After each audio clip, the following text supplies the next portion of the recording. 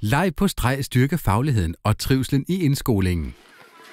Leg på streg vil have dig og dine elever med ud i skolegården, så I både kan lege og lære. Til figurbanen, urbanen og taltavlen, som er målrettet matematikundervisningen, har vi udviklet 20 aktiviteter.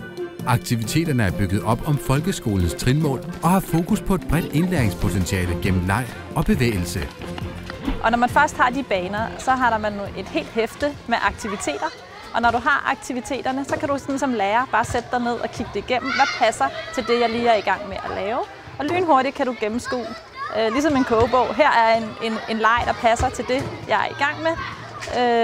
Og børnene, de elsker det. De opdager jo nærmest ikke engang, at det er matematik eller dansk, de træner, fordi det er spændende og sjovt. Leg på streg udvider rammerne for inspirerende undervisning i skolegården.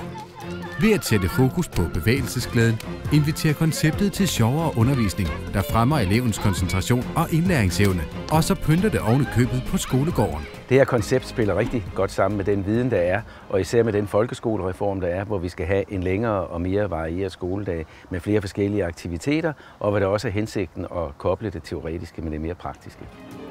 Alle aktiviteter kan tilpasses, så de passer til både elever og skolens omgivelser.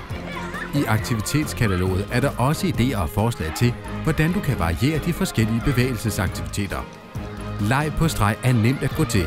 Vores stregguider kommer ud og hjælper med at strege skolegården op, og så er det bare om at komme i gang.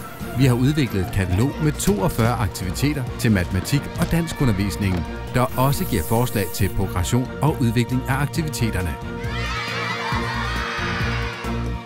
Se alle mulighederne på legpåstreg.dk.